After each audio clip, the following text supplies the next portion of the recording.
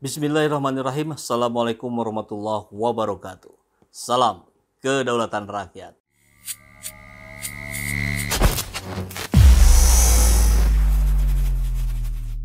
Sahabat semua, ramai ya kemarin ada halte Transjakarta masih dalam tahap pembangunan, kemudian atapnya roboh. Wah, langsung saja itu Anies Baswedan dibully para buzzer. Terutama buzzer Ganjar kali ya. Dan kita dapatkan kabar yang membalikkan keadaan. Kita lihat beritanya ya dari Warta Ekonomi.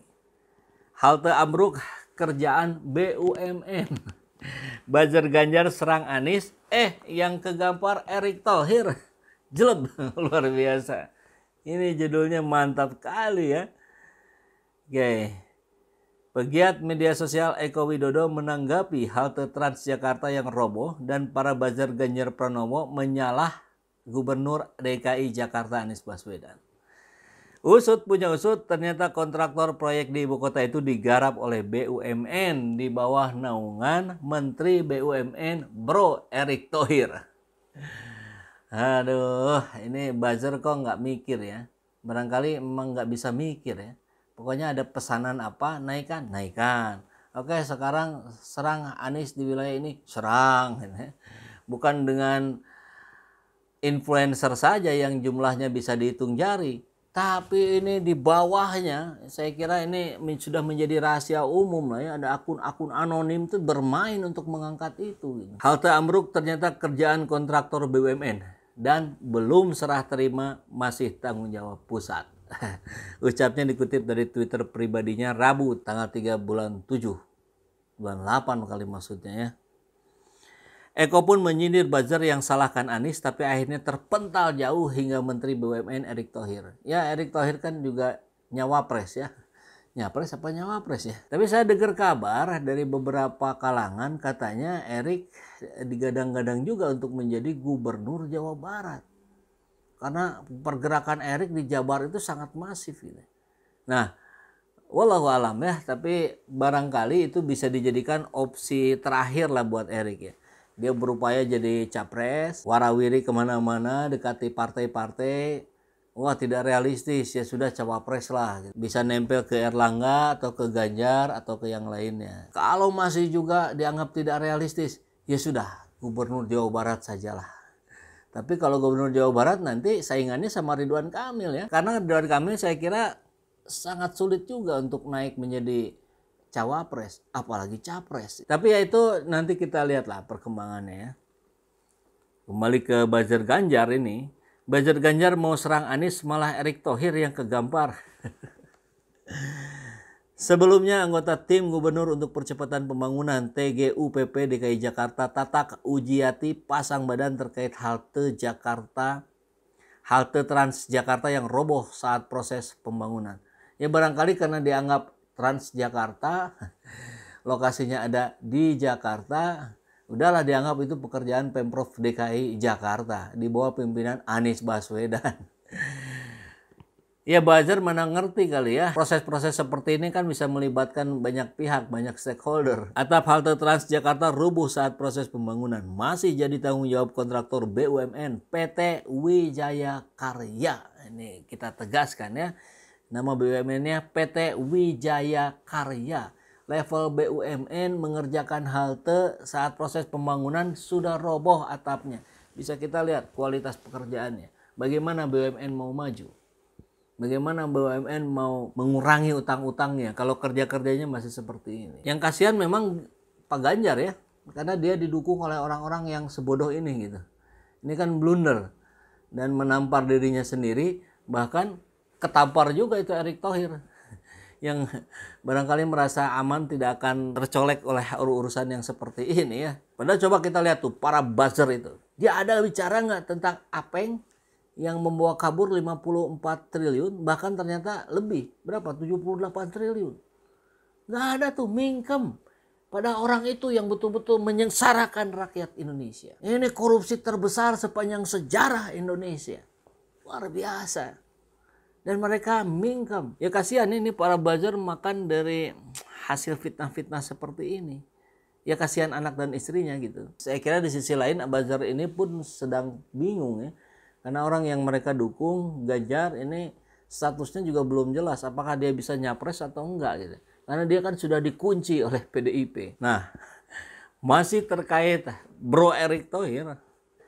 Ini juga BUMN yang lain juga bermasalah ya. Atau malah semuanya bermasalah.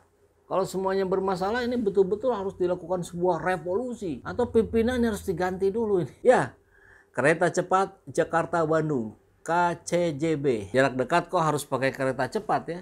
Kalau jarak dekat ya udah pasti cepat. Apalagi sekarang toh sudah ada jalan layang Bandung-Jakarta dari Karawang ke Jakarta.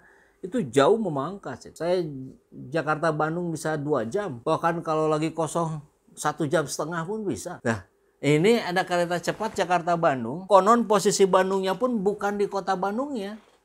Tapi melipir ke wilayah mana dekat-dekat Rancaikek gitu. Itu sudah bukan Bandung lagi. Dan kalau kita yang orang Bandung naik itu, dari posisi itu ke rumah ke kota Bandung itu butuh 1 jaman lagi. Mana bisa dibilang cepat? Ini proyek gagal ini. Oke, langsung saja kita bahas ya dari kumparan. Erick Thohir titik 2, proyek kereta cepat Jakarta-Bandung lebih mahal bila terus ditunda. Terus siapa yang nunda? Rakyat. Kan bukan. Ya Anda juga lah yang nunda-nunda. Menteri BUMN Erick Thohir bicara soal akan kian mahalnya biaya pembangunan proyek kereta cepat Jakarta-Bandung, KCJB, jika terus mengalami penundaan. Ini disampaikan Erick Thohir menyikapi dikucurkannya penyertaan modal negara PMN untuk PT Kereta Api Indonesia selaku pengelola proyek. Nah, katanya nggak akan pakai duit APBN ya. Aduh, ternyata pakai uang negara juga ujungnya. Uang negara yang uang rakyat.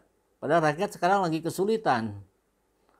Padahal keretanya juga nggak dibutuhin. Nah, ayo, mau gimana Rick? Pembangunan proyek kereta cepat ini berpotensi kembali melambat lantaran terjadinya cost overrun alias pembengkakan biaya.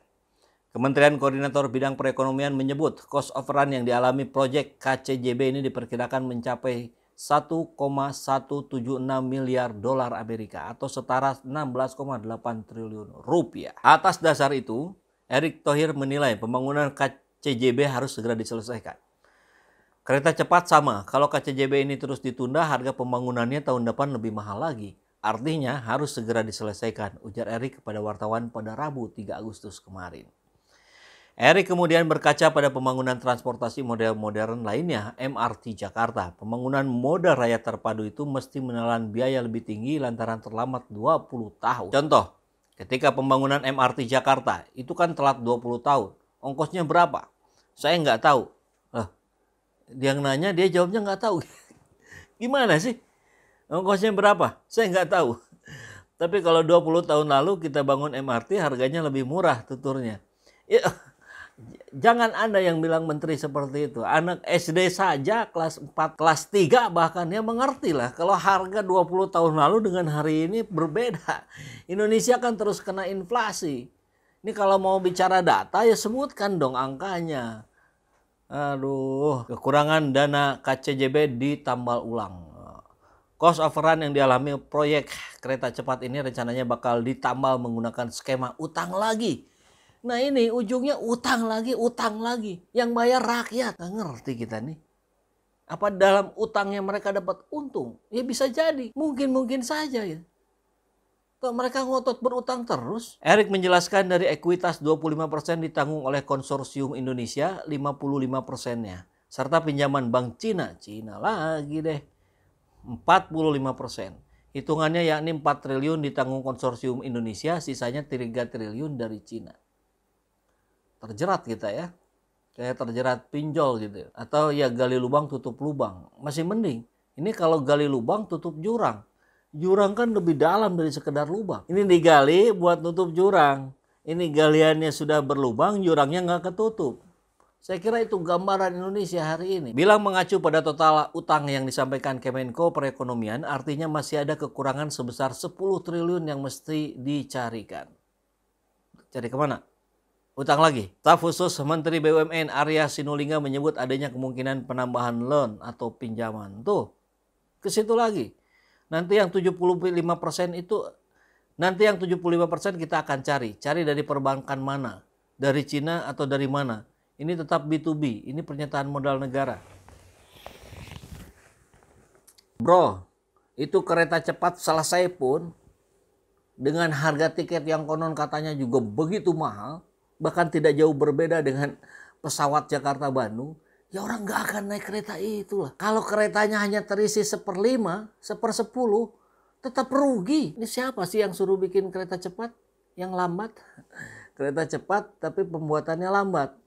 Jangan-jangan nanti keretanya pun jadi kereta lambat. Ini belum siap dibangun. Kita nggak butuh itu. Kita butuh meningkatkan kesejahteraan ekonomi rakyat. Ya dia kan dia jadi puyeng sendiri kan. Dan seperti biasa lah, buzzer mingkem, nggak ada yang ngomong tuh. Mereka ngomong kalau bagian nyinyirin Anies Baswedan saja. Nah inilah saya kira proyek-proyek ambisius seperti ini harusnya betul-betul dilakukan evaluasi dan reevaluasi.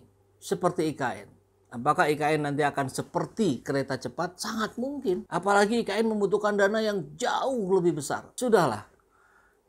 2 tahun lagi selesai Anda-Anda ini. Janganlah bikin proyek-proyek yang akan membebankan pemerintahan selanjutnya. Ngerti? Alhamdulillahirrabbilalamin, saat ini banyak sekali sahabat-sahabat dari Saiful Zaman Channel yang menjadi patron dari kegiatan ini, yang mendukung, yang mensupport dengan berbagai cara. Luar biasa, via WhatsApp, via grup, via media sosial lainnya. Bahkan tidak sedikit yang kemudian mendonasikan uangnya untuk perjuangan kami di medan dakwah ini. Ya jelas hal ini sangat membantu keberlangsungan channel ini karena kebutuhan pun kemudian bertambah. Tidak bisa lagi ini dikerjakan oleh 1-2 orang. Kita harus merekrut lebih banyak orang. Dan itu jelas membutuhkan dana yang tidak kecil. Nah, oleh karena itu buat sahabat-sahabat semua yang terus mendukung kami, doakan juga kami untuk mampu istiqomah, untuk mampu terus menyuarakan dan menggemakan suara hati rakyat. Dan seperti biasa, bagi yang ingin membersamai kami dengan membantu operasional channel ini, sahabat bisa mendonasikannya ke nomor rekening yang ada di bawah sini. Dan silakan untuk mengkonfirmasikannya ke nomor yang ada di sini.